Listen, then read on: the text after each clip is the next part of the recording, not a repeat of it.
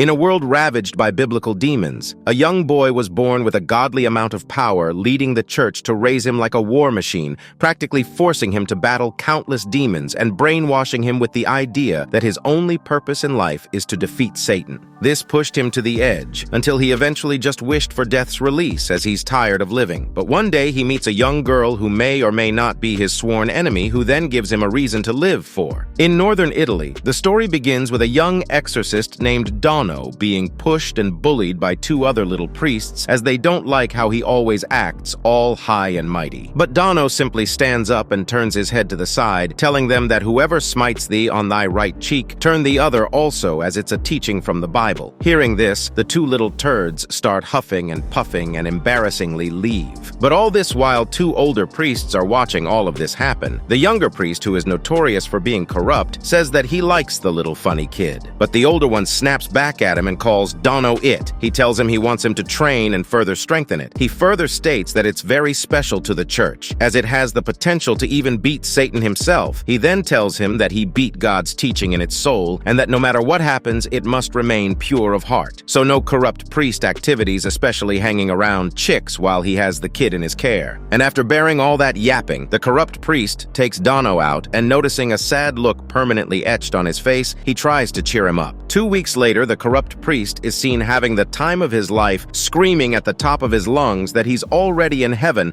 while surrounded by a group of cute girls. All while Dono was furious at him for wasting half of the church's money on women claiming that he's a priest, and as such, he shouldn't exploit the desperate like this. Hearing this, one of the women gets ticked off as she doesn't want a little guy pitying her. She then gets close to him and tells him that maybe he's just jealous that his older brother is getting all the attention. And seeing the voluptuous scene in front of him, Dono slams the door and dips out. The corrupt priest chimes in and tells her that at his age, he's probably more interested in games and cake. She then asks him, why did he pay them so much cash, to which he tells her that it should be almost a year's salary for them, as he hopes that all of them leave this sort of lifestyle and take another profession, and that they should just take it as a donation. Hearing this, the girl wanted to at least reward him for his kindness, but he starts freaking out, saying that paying chicks for a happy time is not really his sort of thing. Seeing this weirded out all the other girls, who started calling him a show-off and wondered if he called them all here just to preach, making him extremely annoyed. The corrupt priest then takes his leave to go comfort Dono, who is having an early life crisis, as he can't believe that his new teacher is such a sleazy womanizer. He then starts having flashbacks about the geezer priest, who usually screamed in his face that he was brought to this world only to defeat Satan. He then thinks to himself that at this rate he won't be able to pull off his mission, and his life wouldn't amount to nothing. But his master then suddenly enters, snapping him out of his thoughts, and tells him that he's got a spooky glare on again. But Dono tells him that this is just how his face always looks. He then further tells Dono that despite him hanging around chicks left and right, he's actually investigating a demon sighting in this area, which surprised him. He further states that it takes the form of a night lady who drains her victims bone dry, and that he's pretty sure she's a low-level succubus. Dono then tells him that it must either be so weak that he can't sense it, or so powerful that it can perfectly mask her presence, as he's been monitoring the entire town all this time and hasn't picked up on any demons so far. Hearing this,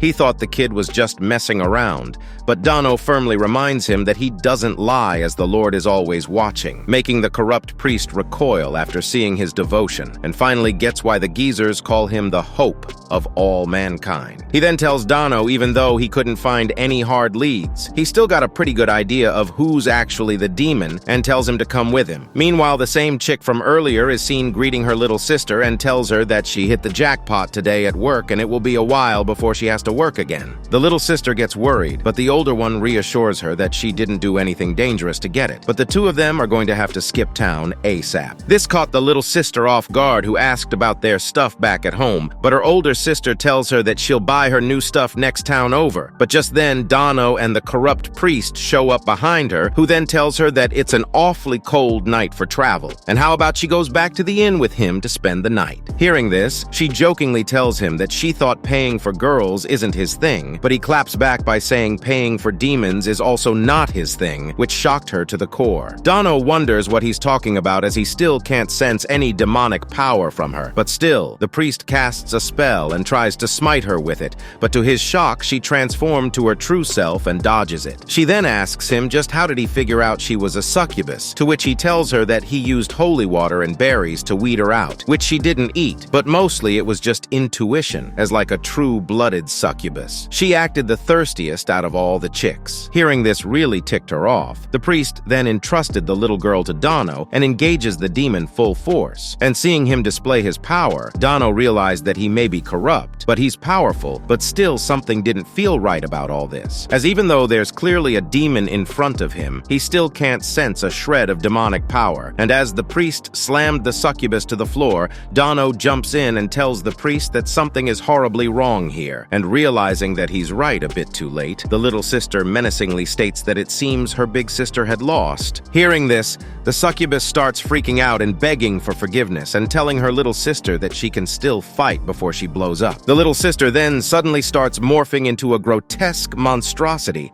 and eventually fully transforms into a terrifying beast who announces that she's Asmodeus, the demon lord of pleasure. And seeing such a big-shot demon in front of him, the corrupt priest starts freaking out, all while Dono collapses from Asmodeus's influence as she states that she's human carnal desires realized, and no one in the world can resist her. And with a snap of her fingers, all the women in the village rush towards the two and overwhelm them, promising that she will crush them for ruining her feeding grounds. And as the two are getting assaulted by legions of very iffy women, the priest tries to snap Dono out of it, but the poor little guy has never seen anything like this in his life. Asmodeus then tells Dono that the heavier burden one carries, the harder it is to escape her influence, and that she will transform all his pain and misery into pure pleasure. And with her powers, she gets a glimpse of his childhood when the geezer priest used to beat him senseless, all while screaming that he will have to face Satan one day. And how could he whimper over such a trivial beating, all while poor little Dono was screaming and begging for mercy?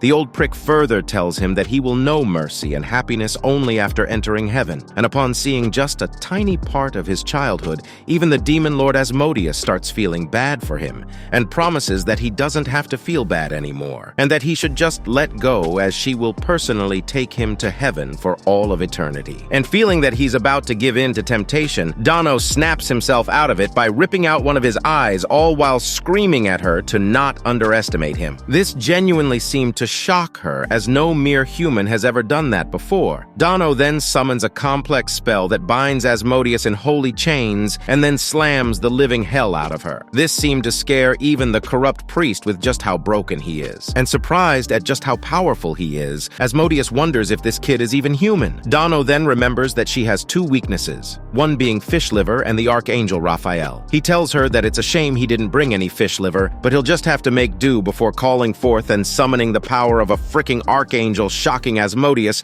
who starts pleading with him not to do it, as he will break himself if he did. But Dono tells her he doesn't mind and brings down the divine power of the archangels, all while screaming that he was born to fight Satan. And in her last moments, Asmodeus asks him why did he do this, as all she wanted was to make him happy forever. But he tells her that the only ones who enjoy grape are the culprits themselves, just before he tosses the vile demon back to hell. The corrupt priest then rushes forward, as he was worried the stupid little brat hurt himself badly. But all Dono was worried about is the safety of the town folks. The priest then starts freaking out about his missing eye, to which Dono tells him a verse from the scripture that basically says that whoever looks upon a woman with bad intentions has basically did whatever he imagined himself wanting from her. So that's why he plucked his eye, as he committed a sin, and as such he is deserving of punishment. Hearing this creeped out the priest and made him curse out that twisted geezer. He then scolds Dono, telling him that there is no harm in polishing his fish if he ever gets a little too heated, and once he grows older he could spend the night with his girlfriend if it's consensual. But this seemed to get him nowhere with Dono, as he tells him that relations are only for procreation, which really ticked him off. Dono then sadly admits that he doesn't really care anymore, as he just wants to die in a holy war already, so that God can come and take him to heaven. This seemed to royally piss off the corrupt priest, who then asks Dono if God will really show up, telling him that he's not a believer, as he's more like a slave, a brat who does whatever good old Pops says to do, and that there is no way in hell he's getting to heaven with that attitude. This seemed to send Dono into a frenzy, as he attacks the priest for insulting his salvation and resolve. But the priest tells him his gold is the most stupidest thing he heard, and asks him if living is that painful for him. This angered Dono even further, as as he starts remembering how the fathers back at church used to beat him for crying after he was abandoned. He then remembers how they called him an abandoned mutt and about all of the bullying and beatings he endured. This pushed Dono to his breaking limits, admitting that it hurts really badly and that he can't bear to live anymore. Hearing this, the priest simply hugs him tightly. Dono tells him that as long as he's alive, he will never know happiness, so he must slay lots of demons and hurry on to heaven. Hearing this, the priest tells him that he gets it now. He too just wants to be happy. And after wiping his tears, the priest tells him that there's nothing he can teach him in terms of exorcism, but the only advice he could give him is to try his damn hardest to fall in love with someone and to think only of that person every day and do everything just to be with them. And in no time, he will grow to love his life and the world that God made, claiming that if he fights for himself and the person he loves and for this beautiful world, he'll be invincible. And after the backup arrives, the priest pats Dono's head and says his goodbyes for now and wishes him happiness as he needs to head to his next mission. Skip ahead 4 years, and while Dono was reading some romantic poems, a little priest named Marco shows up and starts screaming that Satan himself has just announced a statement. Hearing this, Dono rushes to meet up with the council, and on their way there, Marco shows him a video of Nicholas, who's a powerful exorcist being possessed by Satan, who then announces that he's the demon king of hell and that he invites the creator of the gallery of evil and all who holds it dear to visit him in Gehenna, which is basically hell. And seeing the video confirmed that it must have been really the work of Satan, as no one but him could pull this stuff off. He then asked about this supposed gallery of evil and its creator. The little priest tells him that it's an exhibition held by a Japanese artist named Imuri that usually revolves around paintings depicting demons who love. He further states that her popularity has exploded in recent years, and recently she opened an exhibition here in Rome. And seeing the postcard for her gallery, Dono silently wondered about love. And upon arriving, Marco shows him the studio she's using here in Rome and tells him that he will have to go at it solo this time as almost all other staff are preoccupied. He then wishes him blessings and leaves. Dono then enters and announces that he's from church and that he came here to protect her. But Imuri just sheepishly tells him that this whole situation has become such a fuss and asks if he can wait for a moment while she finishes some details. And upon getting a glance at the painting, Dono blurts out that that demon she's painting is Azazel, the one who fell to earth after falling in love with a human girl. Hearing this, Imuri compliments him, saying that he knows his stuff. She further states that yes, it's Azazel, the fallen angel who God entrusted with watching over mankind to make sure they don't fall from grace, but instead, he ended up falling in love with a human girl and was punished with a fall from grace. She added that he's such a foolish demon, but it's quite romantic. This seemed to confuse Dono, who again blurts out asking, why would an angel willingly fall in love when it goes against God's wishes? And realizing what he just said, he tries to take it back and apologize. But this made Imuri crack up, who then turns to him and says that she has no clue as she's no angel, but she has a theory. An angel typically falls by the graveness of his sin, so love must be the gravest sin in the world. This shocked Dono, who simply just stared in awe at the cutie in front of him. Skip forward a couple of days and the two travel back to Japan, and upon getting to their new accommodations, Imuri liked their new house a lot. Dono then apologizes at how remote it is, but she said it's fine as she was the one who insisted on coming to Japan. Flashbacks show that 5 days ago, Imuri asked Dono to go back to Japan. This made Marco very worried as backup would take days to reach them, but Dono cuts him off, saying that Satan has been after him for a long time now, and this would be a perfect opportunity for the old geezers to send him away in case he actually showed up. The little priest tries to convince him otherwise, but Dono reassures him that he will be fine as it's his duty to protect her no matter what. This seemed to earn him some cutesy points as Imuri pressed against him and called him her knight in shining armor, making Dono blush and move away. Back to the present time, Imuri is surprised at how spacious the studio is, and in terms of living arrangements, Dono proposed that they each take a floor so that he can respect her space and privacy. But Imuri didn't like this one bit and starts screaming no way, as she's as skilled as a rock in terms of household chores. As because she was always busy with her work, so usually she had someone help her with chores and suggests hiring someone, this idea didn't sit right with Dono, making him reluctantly agree to do most of the housework, but he insisted that she at least clean her own room and do her own laundry. Imuri then starts teasing him, asking if it's his first time living alone with a woman, which made him flustered and trip over his words, as he really views this as just work. But just as he realizes that she's just trying to get out of doing those tasks as well, she suddenly gets a work call and dips inside her studio, making Dano question why would Satan go after a chick like her, especially after he recalls the report the Vatican gave him of her being an 18-year-old artist who doesn't go to school nor work as she makes a killing from selling her art. All her immediate family are dead, and her theme of art always depicts demons who love. And just as a beautiful painting of the same demon from before catches Dono's eyes, Imori suddenly appears next to him and asks him if he thinks it's beautiful. This made Dono uncomfortable as she's too close, but she continues saying she bet that Azazel was so smitten with her he couldn't help but fall in love, and then says that maybe someday she too wants to know that kind of love. This made Dono reflect upon this as he still doesn't understand what love is. But just then he sensed a demonic presence, and it turns out to be a demon far away in the city watching them. And after having dinner, Imori is ecstatic that her new roommate is such a terrific cook. But Dono tells her that he was practically forced to be a good cook at church. She then starts blabbering and saying that she's originally from below, which made Dono tease her about being really talkative all of a sudden. But she claps back by saying they're going to be living together from now on, and that she's just trying to break the ice. And speaking of, she tells him that he seemed to be having some love problems, and then she asks him if he has someone he's interested in, making him annoyed at her. But she tells him that he's the one who started blabbering about love the moment they met. Plus, she's an artist, so she takes inspiration from the things around her, and right now, she's interested in him. She then leans cutely on the table and eggs him on to tell her about himself. And in that instance, Dono starts choking on his words and almost grasps what the corrupt priest told him. But suddenly, the entire house starts violently shaking, making Imori think it's an earthquake. But Dono tells her that it's a demon who's trying to break through his barrier. Hearing the demon part, Imori starts panicking and asks if he wants her to read from the Bible. But Dono tells her that she's welcome to do so, but it's fine as he can handle this. Outside, Dono is greeted by a demon who instantly starts insulting him, calling his barrier weak and suggesting that Lord Satan has probably overestimated him. But Dono snaps back at him, asking him to identify himself, to which the demon replies that he's Yamato, a high-ranking demon who took interest in the samurai of Japan, and as such, he would like to face him in an honorable duel. Dono is taken aback by this, as demons are far from honorable, but he agrees regardless. But just then, one of his subordinates swoops down and tries to surprise attack Dono, but fails miserably as he got swatted away like a fly. All while Dono was mocking the demon for his supposed honorable duel, Yamato then commands his legion of demons to go full force. And while his subordinates were fighting, he tells Dono that it seems Lord Satan has a plan for him.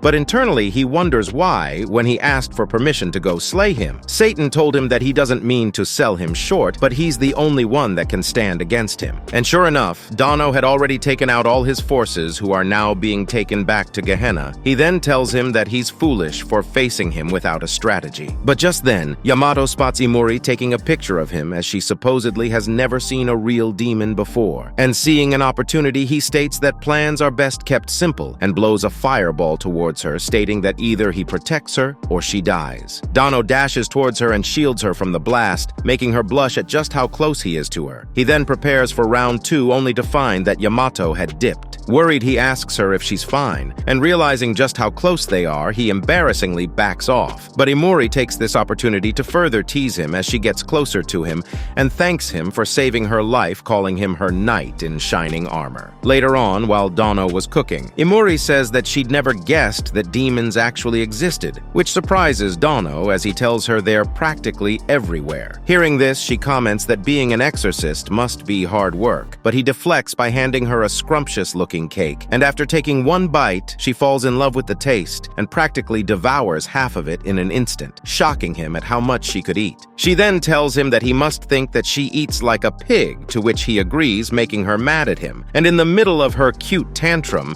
Dono realizes that he hasn't felt like this in ages, as when he's around her, things are fun. And picking up on this, Imori asks him if he's okay, to which he tells her about her earlier question if he has someone he's interested in. He admits that he doesn't really understand what love is, and he's been told many times that he's not manly enough, which really made him confused as he's a guy. But instead of fighting to save the world from evil, He'd much rather spend his time cooking or reading a book. Hearing this makes Imori smile and tells him that they're going to get along just fine. But on a serious note, Dano mentions that the only thing he knows he can do is exorcise Satan, to which Imori tells him that she's counting on him. And just then, she gets a work call and heads to her studio. Dano reflects on his strength, especially about the barrier from earlier, and realizes that he has a long way to go if he truly intends on protecting her. But in reality, Imori was talking to a mysterious figure on the phone about deadlines. She states that there has been a problem, but then the mysterious figure tells her that she has to make him fall for her before his rebirth, to which she replies that she knows, and lo and behold, she calls him Lord Satan.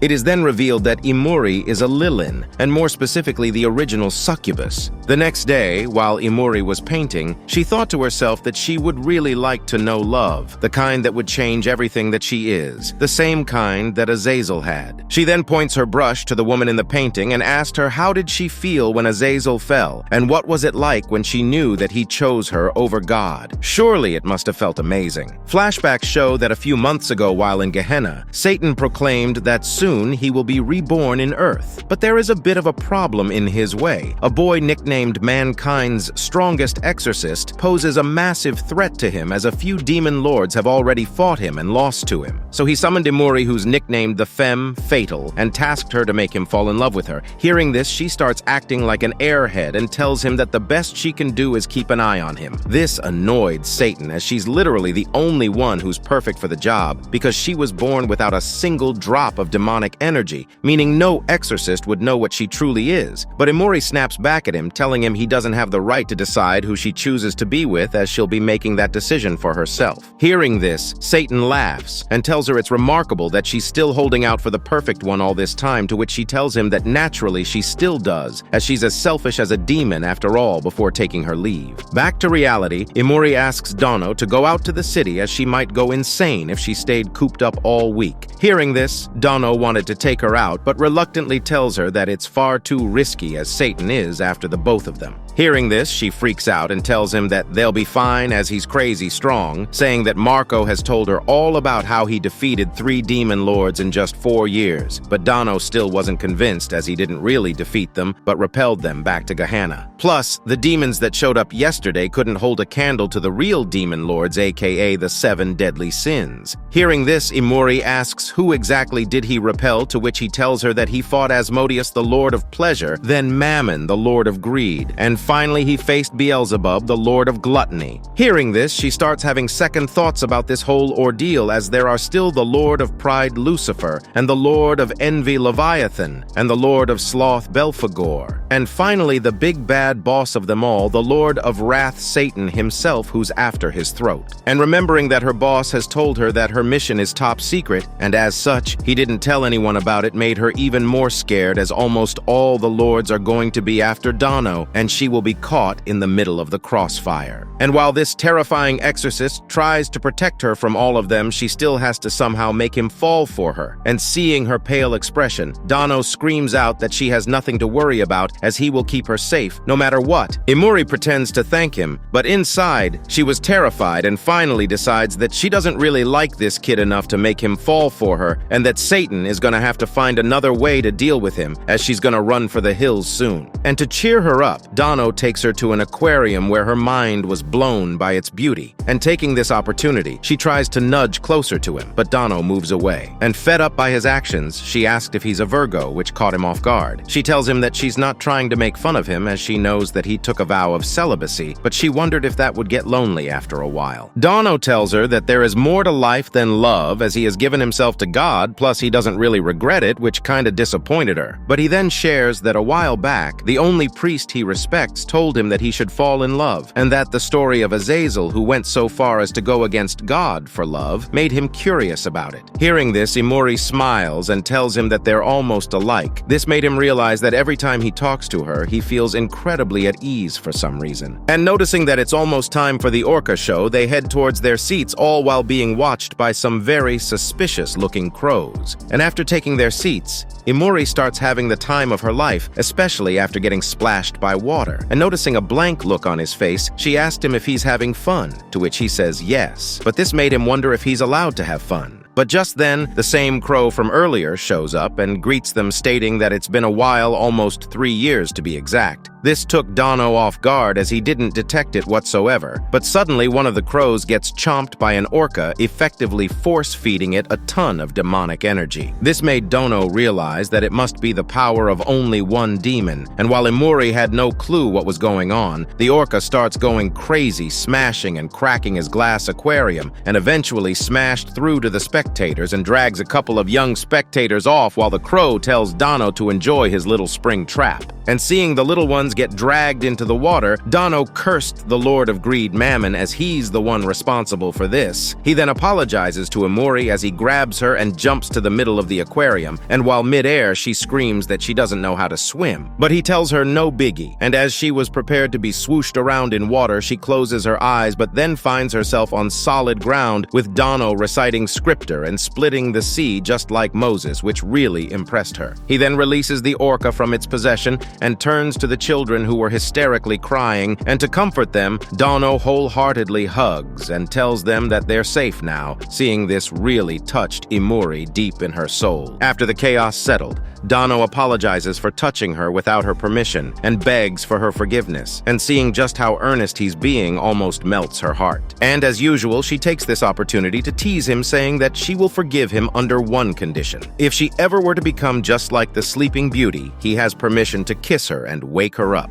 But Dono, being a dumbass, tells her that it's his duty to make sure she doesn't end up like that. Later that week, Satan calls Emori and asks how his damsel in distress is doing, but she tells him that she's more like a Trojan horse. This made him realize that something has happened between the two that put her on a good mood. She tells him not really, but she won't be calling it quits yet at least. He then reminds her that after what Asmodeus put him through, Dono must be terrified of women and tells her to be nice to him, which made her annoyed as being a therapist isn't her job. But in any case, she states that Dono doesn't really fantasize about her being some cute and innocent maiden, and that for the most part, he's been acting like a moody, distant cat. And as she was talking, she kept on hearing slashing noises and asked what was he doing, to which Satan tells her that he's just dishing out some discipline. And as it turns out, he was beating the living hell out of Yamato for getting in the way of his plans. Yamato then tells him the boy will inevitably fall by Mammon's hands, as will Gehenna and the human world, as Mammon will soon take Satan's place. But before he can finish, Satan destroys him with a barrage of glowing swords. He then wishes her luck and tells her to be careful, which ticked her off, as how can she be careful when all the demon lords are after her? But just then, Dono knocks on her door, making her cut the line and go greet him, and after finishing breakfast, he tells her that they need to have a talk and informs her that a powerful demon lord is hot on their tail, as he was the one that caused the aquarium incident. He further states that his name is Mammon, one of the 7 deadly sins and the embodiment of greed. He takes man's desire for money, power, status, and turns it into demonic power. Hearing this, Emori gets scared, but he tells her that he fought him 3 years ago, but it seems that he has recovered enough to reincarnate into the human world. And unlike Satan, his goal is Dono, not her, as he wants revenge for what he did to him 3 years ago. He then apologizes, saying that under normal circumstances, someone else would take charge of guarding her if something like this happened, but all the other exorcists are busy with important stuff. He further states that he can't ignore him any longer, as she might get caught in the crossfire, and informs her that he's planning on taking him out as fast as possible. Emori asks if he knows where he is, but Dono has no clue, but he states that he's greed and status personified, so he must be where wealthy people gather, just before handing her a very long list of places he might be at, telling her that he doesn't know where he's lurking, but this time he will be the one to strike first. But at that same moment, Mammon was looking at a painting of Sodom and remembering how his father burned it to the ground, saying that his heart danced at seeing just a fraction of God's power. Suddenly, Dono sensed a massive amount of demonic energy and rushed out to find a gigantic storm-looking spell. Scared, Emori asks just what in the hell is that, to which Dono tells her that Mammon is trying to copy God. He then tells her to stay inside just before asking God and his angels to lend him strength, and then jumps towards the eye of the storm. And from afar, Mammon tells him to enjoy this little present he prepared for him, just before fully activating the spell, leading a gigantic beam of energy to descend from the heavens. But thankfully, Dono was barely able to block it with his arm, and at first he was failing badly, but suddenly an angelic hand belonging to Gabriel appears and aids him. Dono then continues to block the beam of light with his hand, statement stating he must protect Imuri no matter what, and not just her, but also the entire city, as it would be vaporized if he doesn't deflect the spell. And finally, he clenched his hand and successfully exorcised the demonic spell. He then falls like a meteor from the sky, right in front of Imuri, who rushes towards him, and upon seeing him, his first words were, "Are you okay?" even though his hand was literally charred. This confused Imuri, as even though he's half dead, he was still worried about her. Dono then tells her that he should heal up just fine, as he's blessed for some reason, which made her realize everything he told her was true, as not even a demon lord can take him down. This made her annoyed at Satan for giving her such a hard task. But suddenly, a black envelope drops from the sky, signaling Dono that he passed Mamon's little test, and now he's expecting him to show up and pick up where they left 3 years ago, as he wants to settle the score like real men. Alright, that's all for today. Don't forget to like and sub, as it really helps out. Part 2 should be coming out soon, if not already. But in the meantime, check out some of our other videos on screen. Thanks for watching.